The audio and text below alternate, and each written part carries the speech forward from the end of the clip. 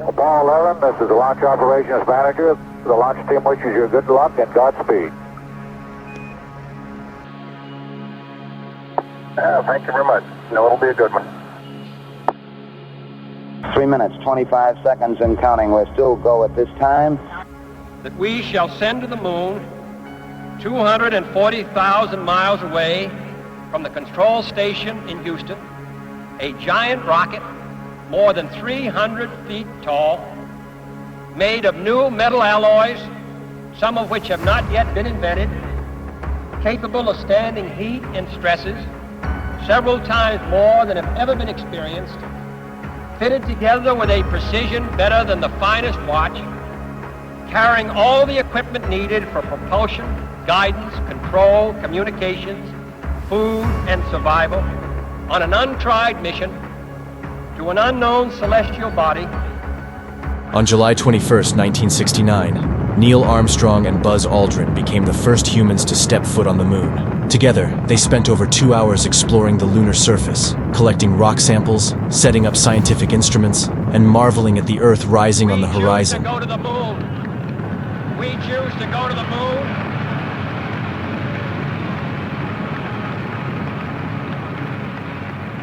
We choose to go to the moon in this decade and do the other things, not because they are easy, but because they are hard. Back on Earth, millions watched the live broadcast, captivated by the sight of humans walking on the moon for the first time in history. They gazed in awe as Earth slowly rose above the lunar horizon, a shimmering blue jewel suspended in the vast, dark expanse of space.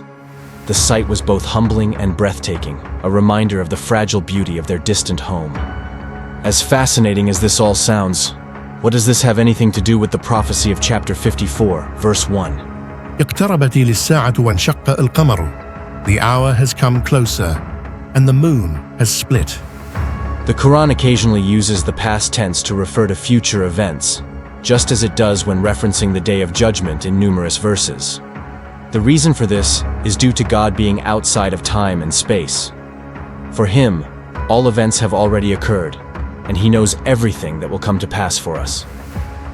Chapter 54, verse 1, uses a similar rhetorical device. The hour has come closer, and the moon has split. The moon doesn't necessarily need to be split into two. It can be split in thirds, fourths, fifths, or more. The word used in the Quran is inshaqqa, which isn't exclusive to mean split directly in half. اقتربت للساعة وانشق القمر. The trilateral root of the word means to split something. The other meaning is to go on a laborious and difficult journey. We can see examples of both meanings being used in the Quran. Chapter 54 verse 1 uses the splitting meaning, and chapter 9 verse 42 uses the secondary meaning.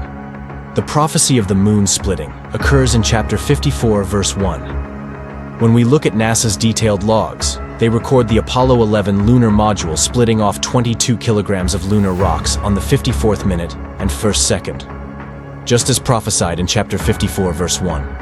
What's fascinating about this is that the word inshaqqa in the context of Surah 54 verse 1 can encompass both meanings previously mentioned. The moon physically split when Armstrong and Aldrin extracted 22 kilograms of lunar rocks during their arduous journey. Remarkably, the exact minute and second that the lunar rocks were split from the moon align with the Quran, as indicated by its surah and verse number. Hippity hoppity, hippity hopping over hill and dale. Da da da da da da da da da da da da. Hippity hopping along.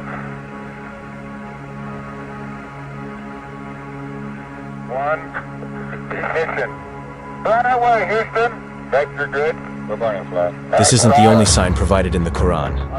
If you count the number of verses that follow the moon-splitting prophecy, you arrive at a total of 1,389 verses. Remarkably, 1,389 Hijri lunar years corresponds exactly to the year in which the Apollo 11 lunar module lifted off with 22 kilograms of lunar rock. That's not all. If you count how many times the word moon is mentioned up to the prophecy, you will find a total of 21 occurrences. After the prophecy, the word moon appears 7 times. Remarkably, this corresponds to the exact day, July 21st, the Apollo 11 lunar module lifted off from the moon with 22 kilograms of lunar rock. The 19th mention of the word moon is the only verse in the entire Quran that mentions the word moon twice in one verse, in chapter 41, verse 37. For those who have seen the previous video on Code 19, you know exactly why this is significant. Not only is the minute and second foretold in the Quran, not only is the exact day and year is foretold in the Quran, but how many weeks into the year is foretold as well. The word moon is mentioned in the Quran for a total of 28 times. The Apollo 11 mission occurred exactly 28 weeks into the year. Previously, it was explained how the Quran foretold the day and month of the moon splitting by counting the occurrences of the word moon up until chapter 54, verse 1, and how many times it appears afterward. The word moon is mentioned exactly 21 times leading up to this prophecy, which coincides with the Apollo 11 lunar module removing rocks from the moon, essentially splitting it from the moon, as described in the verse. The 20th mention of moon is found in the title of chapter 54. If we exclude the surah title and count only verses, the 20th mention appears directly in 54:1, which contains the prophecy. After this verse, there are exactly 7 more mentions of moon, corresponding with July 20th, the day Apollo 11 landed on the moon. Furthermore, July 20th and 21st are the only 2 days the astronauts spent on the moon, and the precise structure of the Quran accounts for both dates, providing clear evidence of this foretelling. Now, the Quran recognizes both the lunar calendar and the solar calendar. If we take the moon-splitting date in the day, month, year form that is used worldwide and concatenate it, we get a multiple of 19. If we do the same for the other date that excludes the July surah title and take it in the form used here in the United States, we also get a multiple of 19. However you slice it, the second, minute, day, week, month, and year are all coded within the Quran. Earlier it was explained how the 19th mention of the word moon in the Quran is the most significant because it is the only time that it mentions the word moon twice in a singular verse. It just so happens that we spent 2 days on the moon, and both of those dates just so happen to be multiples of 19. If that's not enough, the Quran also codes the 22 kilograms of lunar rocks split from the moon, and the 22 hours the astronauts spent on the moon. Remarkably, if we count the number of letters in chapter 54, verse 1, the verse that foretells the splitting of the moon, we find exactly 22 letters. This corresponds precisely with both the 22 hours spent on the moon and the 22 kilograms of lunar rocks taken from it, further confirming the Quran's intricate numerical coding related to this event. Let's recap the undeniable evidence of the Quran's miraculous encoding. First, if we count the number of verses after the moon-splitting prophecy, we arrive at exactly 1,389, precisely the year when the Apollo 11 lunar module split rocks from the moon. This is no coincidence, but a clear sign of divine precision. If we count how many times the word moon is mentioned up until the prophecy in chapter 54, verse 1, we find 20 occurrences without counting the surah title, and 21 occurrences if we include it. Both numbers, astonishingly, are multiples of 19, a number with profound significance in Quranic mathematics. The total occurrences of the word moon in the Quran are exactly 28, perfectly matching the fact that the moon-splitting event occurred 28 weeks into the year. Even more compelling, the mentions of moon are divided, 21 leading up to the prophecy and 7 after it, aligning with the date of July 21st, the exact day the lunar module took off from the moon.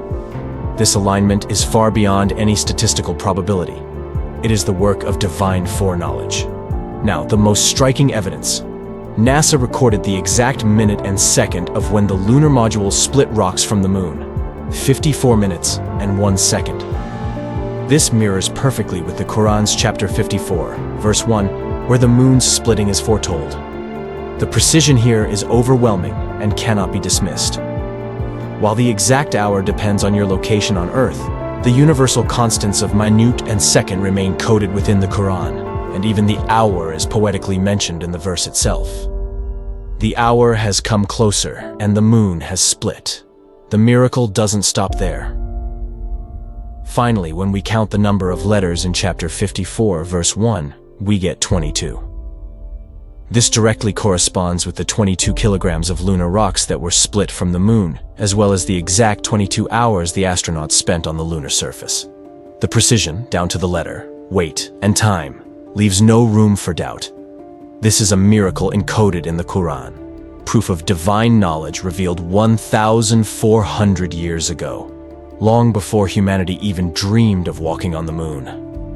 The Quran's prophecy of the moon splitting is not symbolic or vague. It is a clear, undeniable foretelling of an event that unfolded in 1969 with stunning accuracy. The mathematical, astronomical, and historical precision within this one verse is nothing short of miraculous, further confirming the Quran's divine origin. The following verse, after the moon-splitting prophecy, tells us that people will see this miracle, but then turn away. وَإِنْ يَرَوْا آيَةً يُعْرِضُوا وَيَقُولُوا سِحْرٌ مُسْتَمِرٌ. Then they saw a miracle, but they turned away and said, "Old magic." See something, and they're calling it magic. Yeah, they're saying you it's see impossible. Moses turn his staff into a serpent, you say that's magic. You see, for instance, Jesus bring food from the sky. Okay, makes so we sense just have when to we call accept the magic. different interpretation. We can move on. Yeah, but what is your interpretation? So that's what I'm asking. I'm saying like, the why would wahi you is call it- magic. Explain, how is wahi magic? What to a disbeliever would signify them to say this is magic? No, they don't call it magic. Magic is something that wows, that amazes. This magic is something you see, you witness. All right, can we magic. just move on with the argument?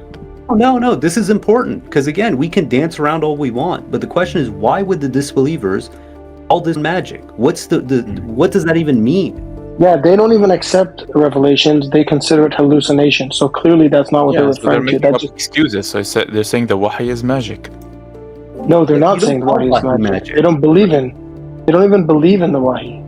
They say it's hallucinations, he's being taught, right? They don't call that magic. Magic is something different. Magic is you see something that you're like, look, I can't explain this. You call magic. And you ask me, it's the mathematical miracle of the Quran. This is something that people call magic. I mean, you call it to an extent magic. I didn't call it magic. I'm saying it doesn't exist. It's forced. You're saying it's magic. It's sleight of hand. That's what it is. That's what forced. you're claiming. Hold on. You're saying it's an illusion. You're saying it doesn't No, exist. I'm saying it's forced. I'm saying the way he's counting That's the numbers, literal- the letters Oh, are yes. arbitrary. You're using different terminology for magic. I mean, at the end of the day, you're saying, look, it's made up. It's this isn't real. It's an illusion. It's forced. It's all the same thing. You're basically saying, look, this is a clever magician. This is a guy who's just clever. He came up with this and he's deceiving us all. Now, let's consider another striking piece of evidence. If you add up the words in both chapter 54, verse 1 and verse 2, you get exactly 11, the number of the Apollo 11 mission. This is not a coincidence, but a deliberate and divine encoding within the Quran. When we take into account all the numerical and mathematical miracles presented thus far, it becomes absolutely undeniable that nearly every detail of the Apollo 11 mission was encoded and foretold in the Quran over 14 centuries before it happened. Those who try to dismiss this as mere over-interpretation, forced counting, or coincidence are no different from the skeptics mentioned in verse 2 of the very same chapter, who referred to this miracle as magic. To claim that these precise mathematical patterns are mere tricks or illusions is to ignore the overwhelming evidence of divine design. When the insincere are confronted with the miraculous nature of these codes, they will go to great lengths to find excuses and deny what is clearly laid out before them, just as the deniers of old dismissed undeniable miracles as mere magic. The Quran, with its perfect mathematical precision, has foretold the Apollo 11 mission in ways that no human could have imagined. To dismiss this as coincidence is to turn a blind eye to a clear and irrefutable miracle. This is not coincidental. It is divine foreknowledge encoded in a timeless scripture. The next verse reads, وَكَذَّبُوا وَاتَّبَعُوا أَهْوَاءَهُمْ وَكُلُّ أَمْرٍ مُسْتَقِرٍ. They disbelieved, followed their opinions, and adhered to their old traditions. If we follow the chronological sequence of the verses, a clear picture emerges. Verse 1 foretells the miracle of the moon's splitting. Verse 2 reveals the reaction of the insincere, calling it magic or an illusion. Verse 3 shows that those who disbelieved did so by clinging to their own opinions and old traditions.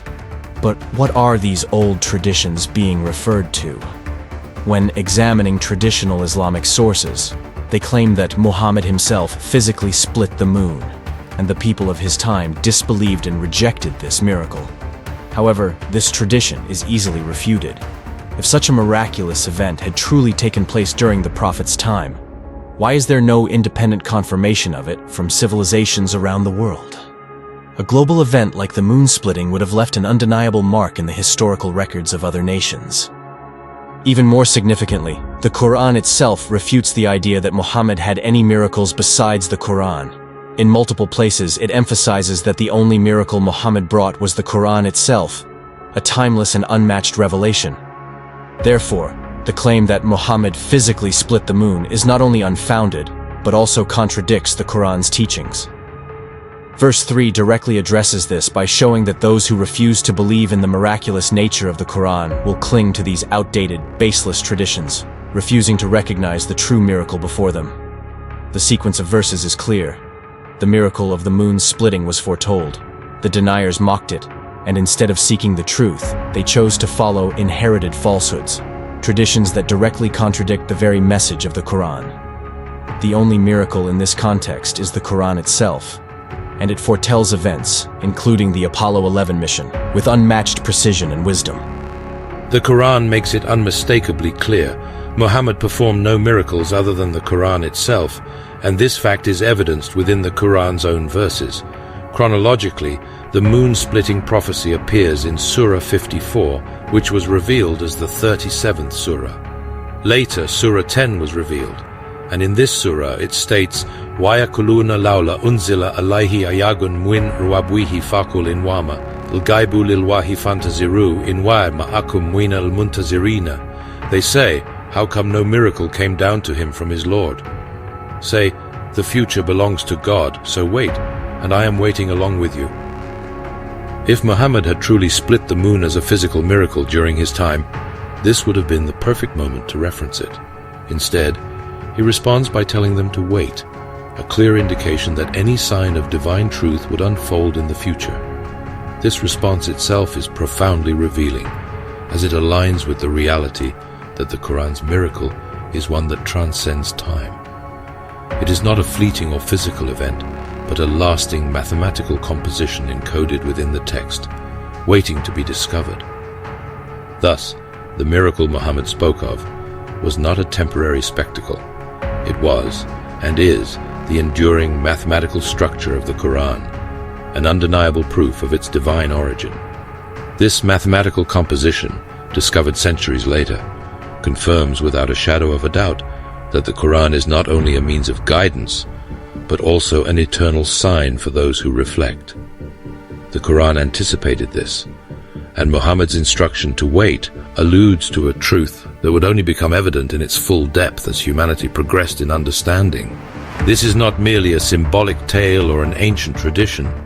It's a living testament to God's knowledge across time, reminding humanity of the prophetic truth of the Quran and challenging us to recognize its unmatched accuracy. Through this mathematical miracle, the Quran invites sincere minds to witness a sign far beyond human invention.